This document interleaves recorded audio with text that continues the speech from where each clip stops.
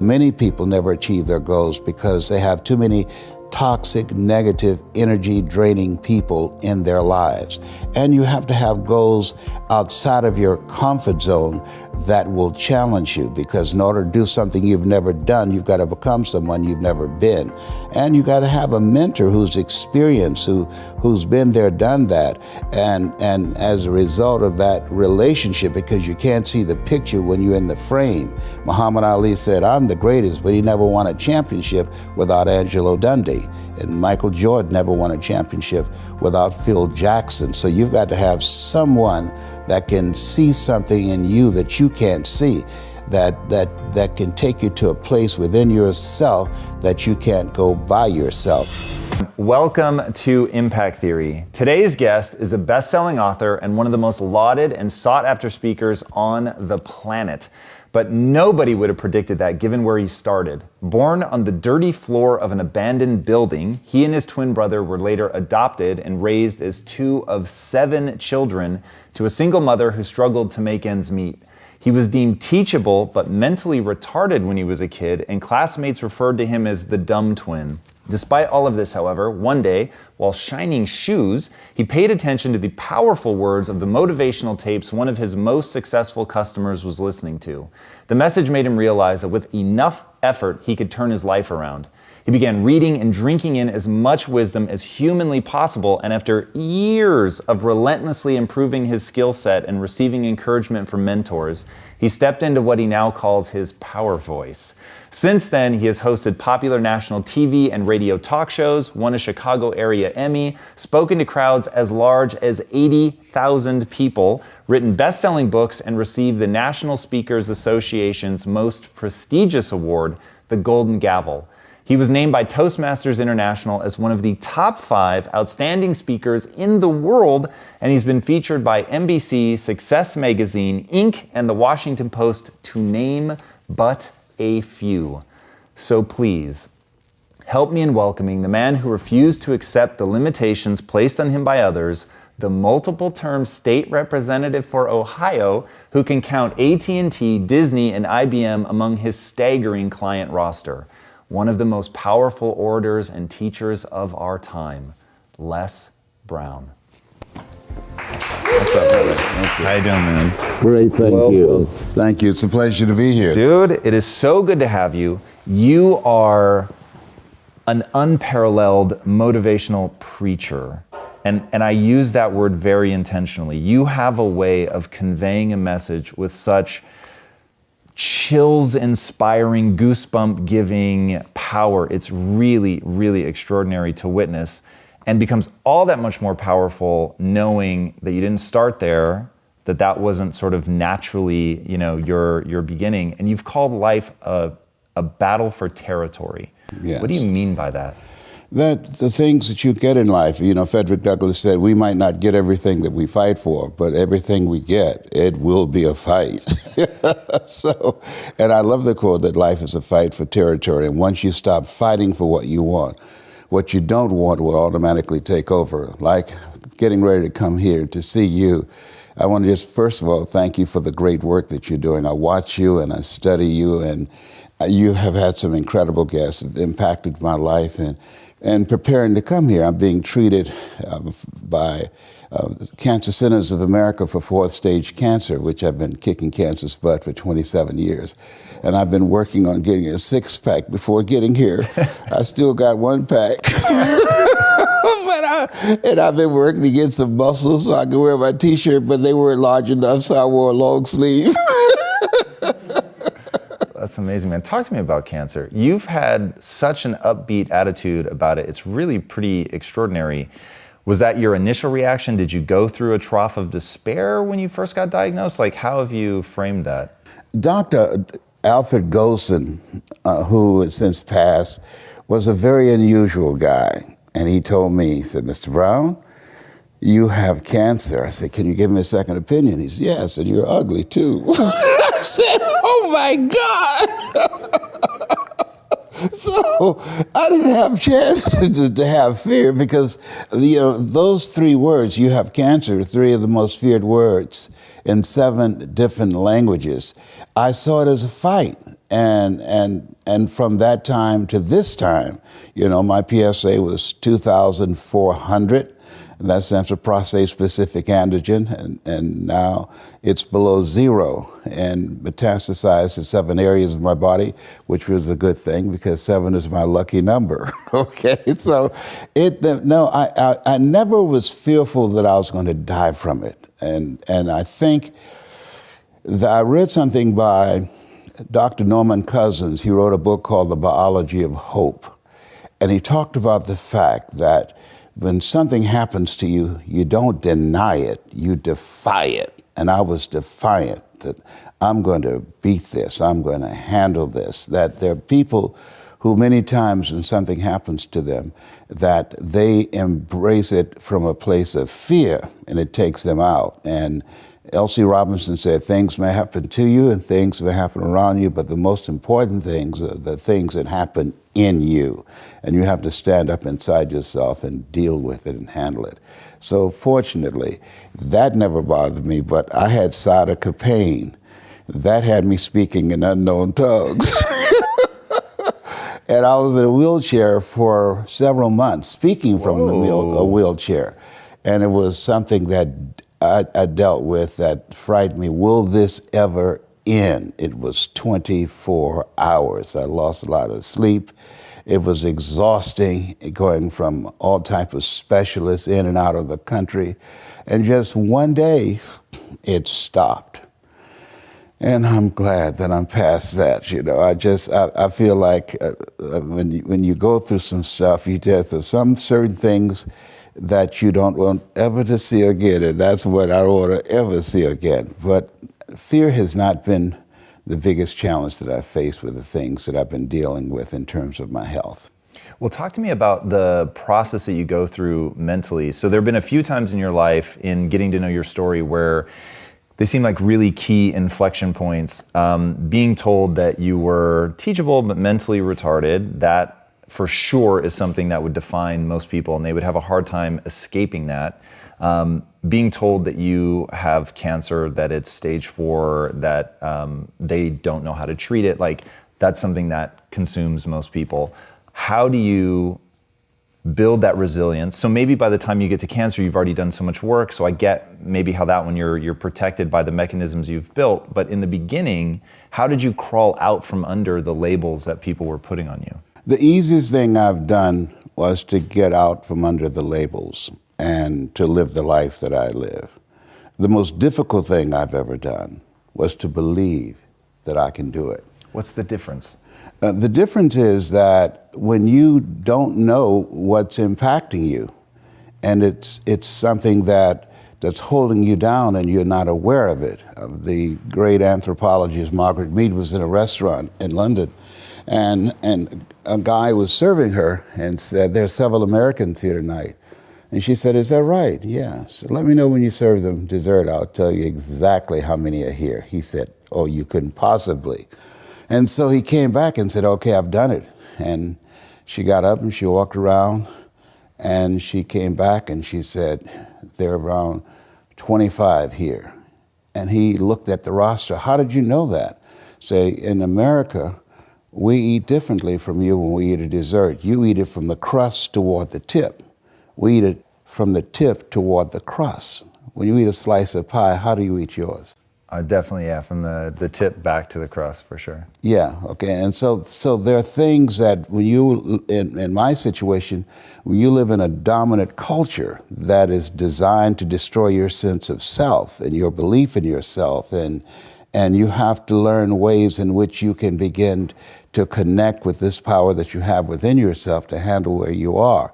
The key is to be constantly in a perpetual process of discovering the truth of who you are and fighting constantly to look for ways in which you can escape the inner conversation. I speak to audiences around the world, and I train speakers as well, and I tell them that when you speak, that there's an objective that you want to achieve when you speak to an audience, because how people live their lives is a result of the story they believe about themselves. So you as a speaker, when you speak in this program, when people see you, what you do is distract, dispute, and inspire. You distract people from their current story with your guests and the questions that you ask.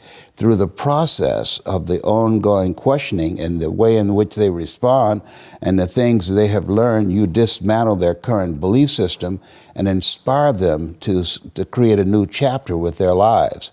And so, but that's an ongoing process of constantly interrupting that conversation, what psychologists call your self-explanatory style, because life is going to beat up on you in so many ways, and many things, they come back, negative thoughts and how you feel about yourself, they don't die. They come back once you stop doing the maintenance work on your mind, listening to motivational messages, going to seminars and workshops, spending time quietly listening to the still small voice within. Who am I really? Is this really me? Am I giving my best?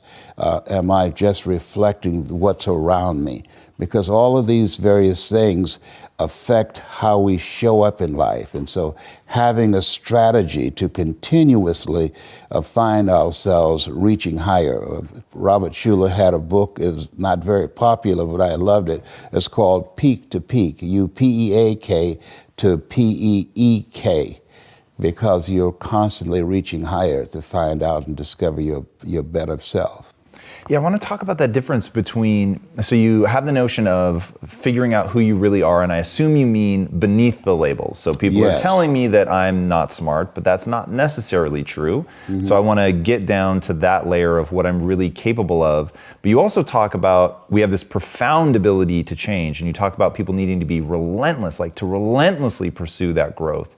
I find that juxtaposition incredibly interesting, where you've got, there is a real you, which maybe you would call potential, mm-hmm. and then there is the actualized potential. Is that how you see it, or is there something else there? Absolutely. There's a real you. Richard Wright said it best. He said, the impulse to dream has slowly been beaten out of me through the experiences of life. So when you live in a culture that is designed to destroy your sense of self, where you are marginalized, where you have a feeling of being hopeless and powerless, and you're terrorized. I remember going downtown with my mother, and I saw a water fountain. I think I was about 5 years old, and I ran and I drank from the water fountain. All of a sudden, she grabbed me by the neck and said, "Don't you ever do that again," and start punching me in the back of my head and my face, and got me down on the ground, was punching me relentlessly. And I said, "Mama, please, it's me, Mama, it's me," with this crazed look in her eyes. And then a white policeman came, and he had a nightstick in his hand. He was hitting it in his left hand. Oh. He said, "Okay, all right, you beat that little nigger boy enough. Now I won't have to beat him with this nightstick." And he walked away laughing. And my mother broke down and started crying and saying, "Leslie, I'm so sorry. I'm so sorry." I said, "Mama, why'd you beat me like that?" She said, "These water fountains are for white only, son. And if that cop had hit me with his nightstick, he would have to kill me. I'd have fought him till he killed me, and I'd left you and your brothers and sisters by themselves to raise themselves. I'm so sorry." And the book called Learned Optimism,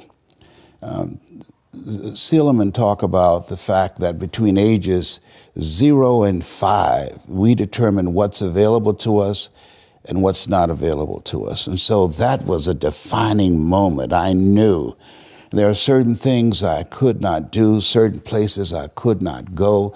They used to have signs on Miami Beach that said, "Jews, dogs, and coloreds not allowed."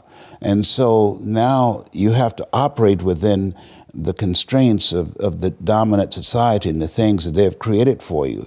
And it's a challenge to see yourself beyond that and to work to get outside of that, even after those laws have changed, because that has become so much a part of you. You unconsciously operate within the parameters of what has been put in place. Like you're driving on the expressway, the 405, and you'll get off on an exit that you weren't going in that direction, but you unconsciously did it because you've done it so many times that many people, because they're not making a conscious, deliberate, determined effort to think outside of what life has thrown at them, they end up doing the same thing over and over and over again. Einstein said that thinking that has brought me this far has created some problems that this thinking can't solve. And so through relationships, through reading, through studies, through goals and dreams beyond your comfort zone, it allows you to begin to live out of your imagination as opposed to out of your history. Disney said, the imagination is a preview of what's to come. And so as a kid, I dreamed a lot about taking care of my mother. I used to go with her to work to clean homes, and she kept her children, and she cooked for these wealthy families. My mother could bake a sweet potato pie so good you couldn't eat it with your shoes on. You had to take your shoes off so you could wiggle your toes. And I used to look at these big, beautiful mansions and said, Mama, what is it, Leslie? When I become a man, I'm gonna buy you a big, beautiful home just like this. Oh, you don't have to do this. I said, I know, but you didn't have to adopt us either. And you did. And so I'm here with you because of two women. One gave me life, the other one gave me love. God took me out of my biological mother's womb and placed me in the heart of my adopted mother. And because of her example and my love for her and the passion that I felt in my heart, I've got to do something to make her proud. I've got to do something to put myself in position to be able to take care of her. That drove me. Nietzsche said, if you know the why for living, you can endure almost anyhow. Jesus, man, that was a lot. I want to go back to this notion of dominant culture. You look so young. I forget how long you have been walking this planet. 75. I'm 75 years old. It's fucking incredible, man. So thank you. You have so much optimism. You're so positive. You're so quick to laugh. Going back to the way that the dominant culture can dismantle so many people, what are ways that the dominant culture is dismantling people's creativity, their very spirit today that people should be watching out for? Well, just think about if you were an immigrant and you're watching television and you see people who can come from white cultures with no problems whatsoever, like the president's in-laws, but brown people coming from other countries, they're separated from their children and put in cages, and there's a silence. There's not millions of people protesting and saying, this is not who we are as a country. This is inhumane. I believe that all of us have a responsibility that we want to live a life that will outlive us. The work that you're doing. There are people that you will never meet, whose lives that you've transformed, that you're living a life that will outlive you. Just think about the fact that this program has given a lot of people hope, and there's hope in the future. It gives you power in the present. Every 40 seconds, someone commits suicide. But because of something you say or some guest that you've invited, and as they share their story, you interrupt that story of being hopeless and powerless and not wanting to be here anymore. And because they took the time to watch, you create an experience. Oliver Wendell Holmes said that once a man or woman's mind has been expanded with an idea, concept, or experience, it can never be satisfied to going back to where it was. And so at the end of the program, at the end of one of your presentations, there are people who, because of you, their lives will be transformed, and they will become a pencil, as Mother Teresa would say, in the hand of God, and start writing a new chapter with their lives. I want to talk about that, writing a new chapter. So you've talked about the little voice that people have, the need to create quiet space to hear that. Combine that with the notion of the culture sort of chipping away at people, and whether it's based on race and oppression, or whether it's just the school system teaching you to be a good cog in the machine, or whatever other things people have to fight against, how can people that are listening to this now, especially if they're an adult that's got all those labels put on them, that's had their creativity squished, what process do they do to hear the voice?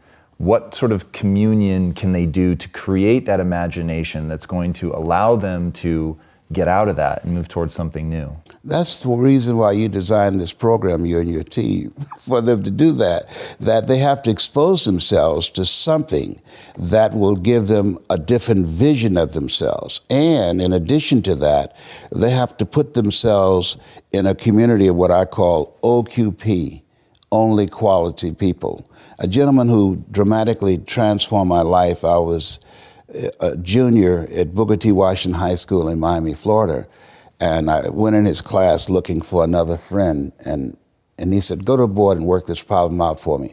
I said, sir, I can't do that. He said, why not?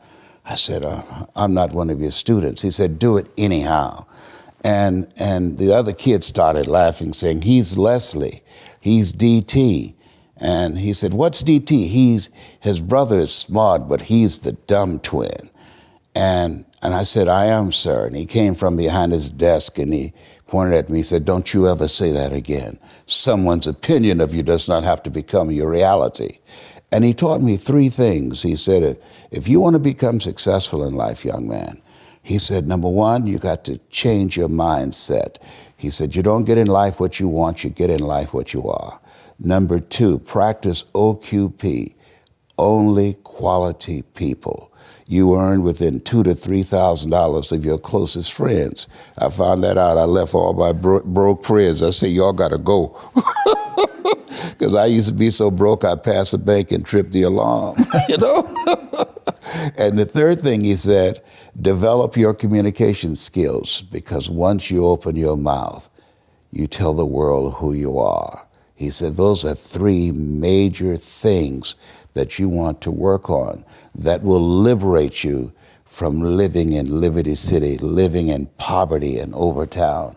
It will help to escape out of where you are right now, because I see you watching me and I know you want more. I can see the hunger in your eyes. That's why my book is about to come out called You Gotta Be Hungry.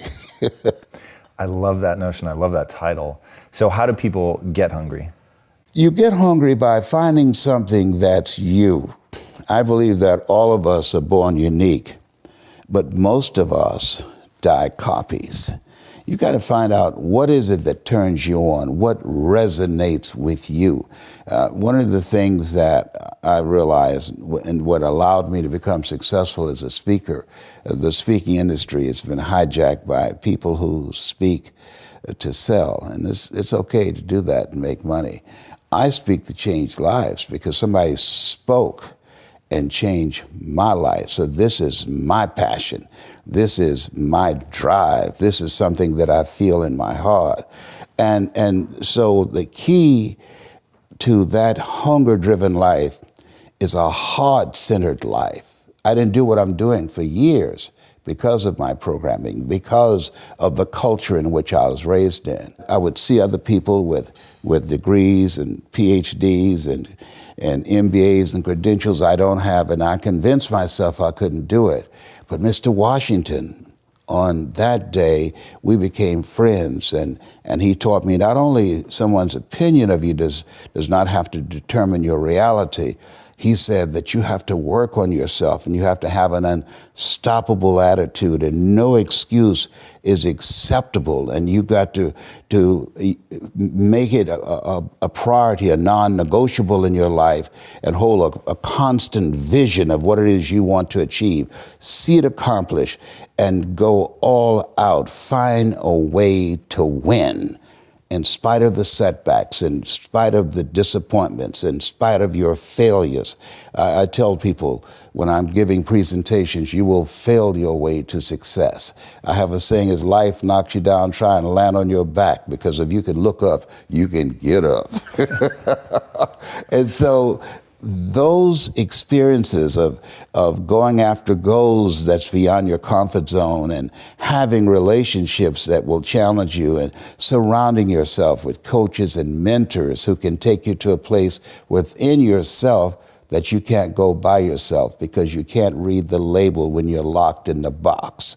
And so those experiences, they challenge you to go to that next level and continue to move forward in your life, doing new and exciting things that eye has not seen, ear has not heard, nor has entered the heart of mankind what God has in store for you when you live a heart-centered life, deciding that you're going to live a life that will outlive you. You're going to live a life that counts, a life that will build a legacy and change the planet. You know, Horace Mann said, we should be ashamed to die until we've made some major contribution to humankind. And so my goal is to make a major contribution to humankind. I am a father of 10, 5 boys and 5 girls. So I'm suing the people who came up with the rhythm method. The rhythm method don't work. You know, I've got rhythm, but the rhythm method does not work, okay? And I have 15 grandchildren and 4 great-grandsons.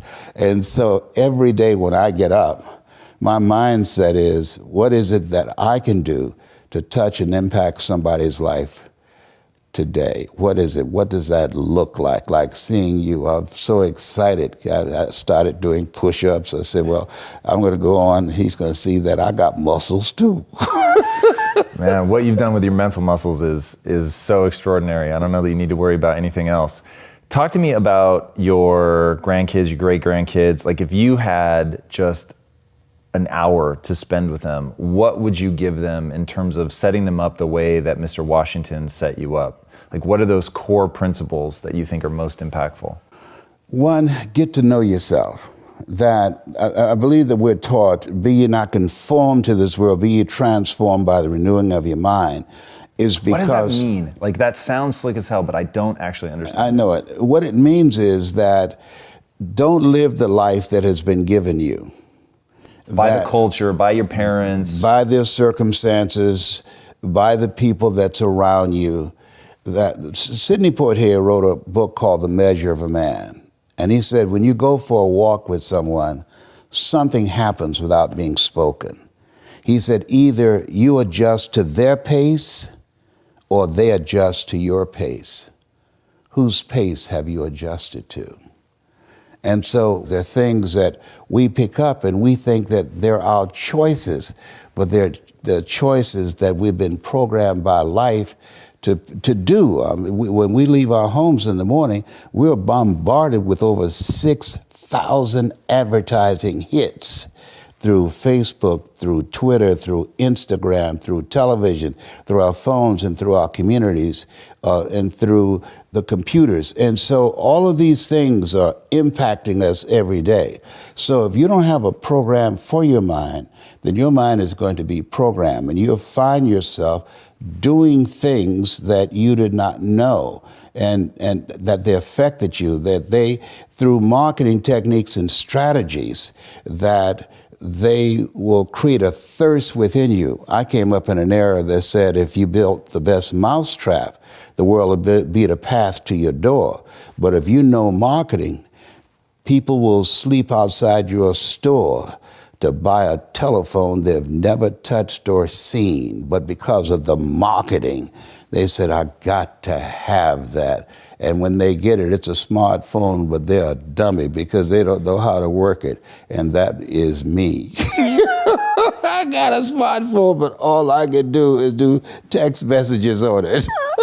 Hey, that's already pretty good. All right, so we've got our grandkids in a room. We tell them, don't be programmed by the culture. You got to figure out who you are. You got to get to know yourself. You want to spend time reading. Reading is very important. Give me some powerful books.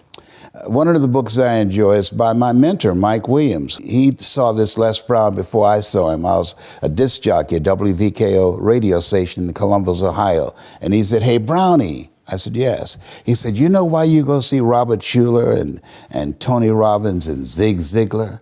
I said, because I like their message. He says, no. He said, that's who you are, man. You can do that. And he said, you know why Bert Charles gives you so much hell here? I said, well, he just doesn't like me? No, because you've outgrown this place. There's something else for you to do. You can do what those guys do.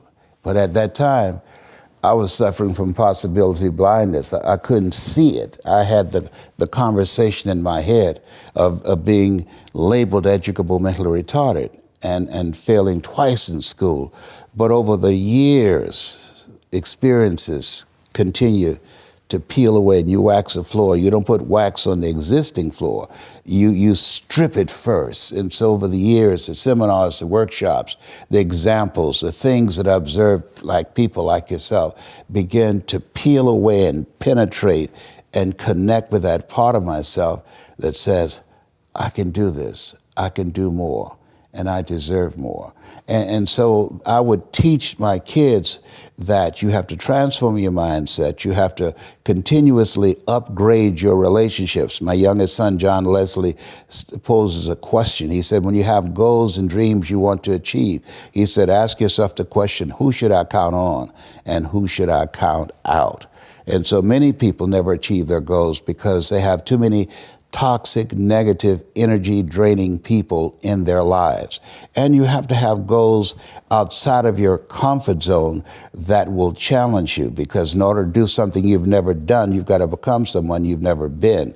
And you got to have a mentor who's experienced, who's been there, done that. And as a result of that relationship, because you can't see the picture when you're in the frame, Muhammad Ali said, I'm the greatest, but he never won a championship without Angelo Dundee. And Michael Jordan never won a championship without Phil Jackson. So you've got to have someone that can see something in you that you can't see, that can take you to a place within yourself that you can't go by yourself. So I would teach them the value of having a life coach, that life is an adventure and it's going to be a challenge, and get ready because you're going to fail your way to success. You're going to get slapped around by life. And don't spend time complaining about it and telling everybody 80% don't care and 20% glad as you. Too true. I want to close the loop on the books really fast. So give me 2 or 3 books that you think everybody should read. The Road to Your Best Stuff by Mike Williams. I wrote the foreword to that.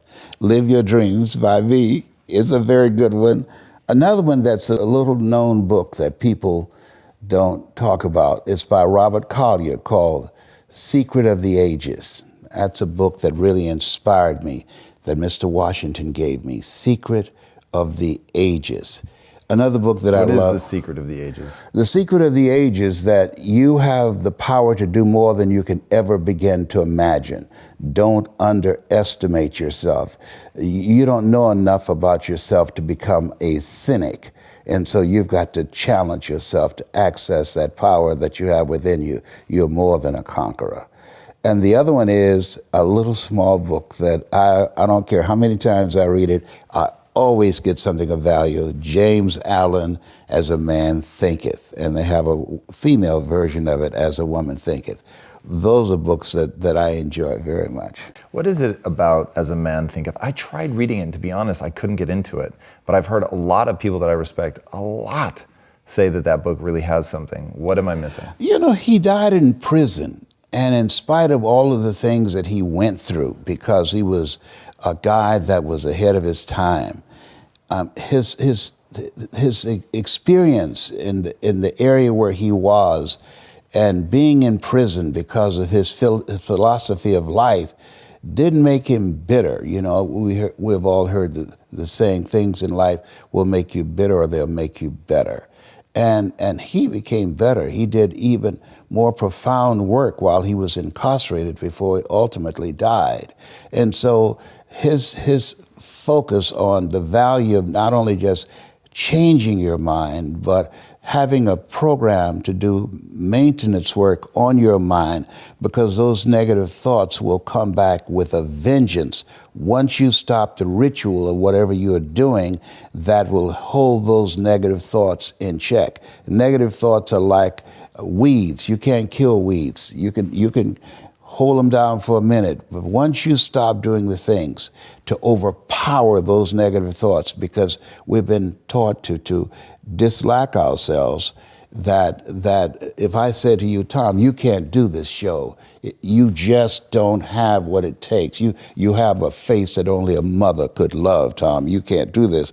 Then MIT did this study, and somebody else has to come along and say, Tom, don't pay any attention. You can do it, Tom. You can do this. Don't listen to him. You can do this. Listen to me, Linda. You can do this. 17 times to neutralize that one time. And so when we think about him and his work, and he did a lot of profound work, it's focused on how to begin to get under those conscious thoughts and impact that subconscious mind to create an ongoing process of renewing how we see ourselves. Yeah, I want to talk about that process. I think that's really powerful. It's a great analogy that the negative voices, like weeds, are going to keep coming back, and the moment that you stop tending the garden, you're going to be in trouble again. What does your process of tending the garden look like? What do you do on a daily basis to keep it clean? Well, we've developed a program called 4 Steps to Greatness, and it's a cyclic process. One, self-awareness, where you constantly, every day when I get up, I read. I get up and there's a scripture I love, because all things work together for good for those who love God and for those who are called according to his purpose. And so I meditate on that, and I visualize myself doing some good stuff in the planet. The next step is not only self-awareness, but the next thing is self-approval, that you have to have a program that will increase your sense of self, reading, doing good work, volunteering, constantly looking for ways in which you can improve all the dimensions of your life, being a better father, being a better husband, a wife, or being a better person, because we want to have a holistic approach to life. Because if your achievements outgrow your sense of self, you will unconsciously engage in self-destructive behavior. And we're witnessing that now on a national level. Yeah, you're touching on the thing that I find maybe most distressing in life. I want to know about your mom and how you were able to see her so well in the way that, this kid couldn't see his father. What was it about your mom? You've quoted Abraham Lincoln as saying, everything that I have or ever will have is a result of my mother. And you said you feel the same way. What was it about her spirit, what she did, that so impacted you? One, I believe that she lived a heart-centered life, because I don't feel I was given away. I've never done a search for my birth parents until recently, because of these various advertising on television, And they said something happened to you or some of your children. You want to know if this is something that runs in your family. But a reporter asked her one time, how did you know, as a single mother, 3rd grade education, that you could raise 7 children by yourself? And her response was, I just felt that the Lord would make a way somehow. And so whenever I go after a goal, even though I don't have the money, even though I don't have the resources, even though I don't have the connections. I remember sending one of my messages to Gunther Rinker, who had a commercial for Tony Robbins' Personal Power every 30 minutes on television. So I sent them one of my motivational cassette tapes at that time. And they sent me a letter back, said, you got an inspiring story, but you're black. And I wrote back and said, thank you for telling me. I never would have known that had you not reminded me. At the end of it, I wrote, I'll see you from the top. Okay. And so, because my mother, she made a way out of no way. She promised our birth mother, she said, our birth mother, Mr. Moore, said, your mother was confronted by your birth mother. I took her in Liberty City on 62nd Street in this abandoned building. And word was this lady had twins and didn't want them separated. And when I brought Mamie in there, my mother, your birth mother got up and got in her face and got close to her nose and said, "Are you the one? Will you take good care of my boys?" And Mama said, "Yes." "You promise never to separate them?" She said, "Yes." "You're going to be good to them?" She said, "Yes. I promise you, I swear to God, yes." And he said that there was a look of determination on Mama's face as she was holding us in a light blue blanket coming out of there, that she was going to do this no matter what. So I learned to become a no matter what from my mother, and I learned the power of faith and of relationships. She never met a stranger. She would talk to anybody, talk to a telegraph post, you know. And I admired how when things happen, that when she lost her job, she couldn't work anymore, and she started selling home brew and moonshine to keep food on the table. And she was arrested, you know. She went to jail for us. And I was 10 years old, and they said I was an old man because I became a man then. I sold copper and aluminum at Pepper's Junkyard. I cut grass, I shined shoes, I sold newspapers to provide until Mama came back. And when she came back, because I opened the door, because this guy who came to a house, and he was what you call an undercover agent today. During that time, we called him a stew pigeon. And he said, "I want to surprise your mother. Don't let her know that I'm here. I've got some friends. I want to meet her." And I opened the door, and he threw me against the wall, and he hit me. And they went in the back, and they brought Mama out in handcuffs. And she said, "I told you never open the door without letting me know." And I said, "I'm so sorry, Mama. I'm so sorry." And when she got out, she never mentioned it. She never brought that up. But Mama, she sacrificed. Mama, we never went to bed hungry. Mama kept a roof over our head. When she got out, she kept children. She baked sweet potato pies. She cooked for people. She found another way to generate income for us. So that's why I admire her so much.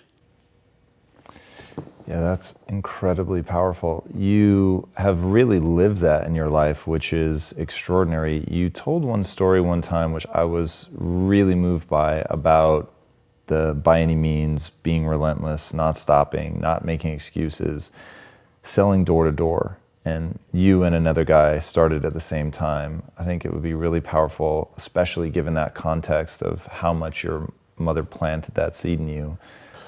Yeah, this is a time where you have to be hungry because according to the Department of Labor, over 20,000 people lose their jobs every month and being replaced by artificial intelligence. And so I used to sell television sets. So a guy named Sam Axelrod knock on the door. "Hello, hi, would you like to buy a good working television set?" No money down. And they know you're going from door to door. And he would call the guys together when it gets so late and say, "Okay, we gotta go." And he would call everybody to the car. And he said, "Wait a minute," he counted ahead. "Hey, Leslie's not here." And I could hear him saying, "Hey, Leslie, come on to the car." And I said, "No, Sam, why not?" I said, "I'm not going to stop until I sell a television set. I haven't sold yet." "No, nobody's sold anything yet." "I don't care, Sam. I've got to do this. I made a commitment. I'm going to make enough money to put groceries on our table." And I would knock sometimes 10:30 at night, and, "Hi, Would you like to buy a nice working television set? No money down? Do you know what time it is? Yes, I do. I'm going to buy groceries for our family. Somebody's going to buy a nice working television set from me tonight, and it might as well be you.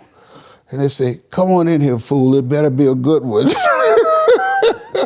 So I learned how to be unstoppable. When he came to pick the other guys up, we had to wait till they got dressed, but I would be standing out front looking for him, waiting, because I was hungry. They were getting money just to have a good time, to party on the weekend. I was earning money so that we could eat. That's all really incredible in terms of just having a vision, knowing what motivates you, going out, being relentless and pushing. How do you talk about making people thirsty? You've the oft quoted, you can lead a horse to water, but you can't make them drink. So how do you make the horse thirsty? You make the horse thirsty by finding out what is it that will create that thirst. One of the advantages that I had coming into the speaking industry, it's governed by the philosophy of the Dale Carnegie course, which is a great course. Tell them what you're going to tell them, and then tell them what you told them. Mike Williams, my mentor, said, Brownie, never let what you want to say get in the way of what your audience wants to hear. Conduct communications intelligence. Ask them. Listen to what they're telling you. And then craft and create a story out of your experiences and things you've observed and learned to begin to allow them to see a vision of themselves differently than what they had when you came in. Orchestrate an experience. That experience is major. If information could change people, everybody would be skinny, rich, and happy. I love that quote. You've talked about how for people to make real change, you have to give them a significant emotional experience. Where can people connect with you to get that significant emotional experience? They can go to lesbrown.com. We do a variety of seminars and workshops, discover your power of voice, getting unstuck, and the power of a larger vision. That's how they get in touch with me. I love it. What is the specific impact that you want to have on the world? I aspire to inspire until I expire. Nice and simple. Yes. Got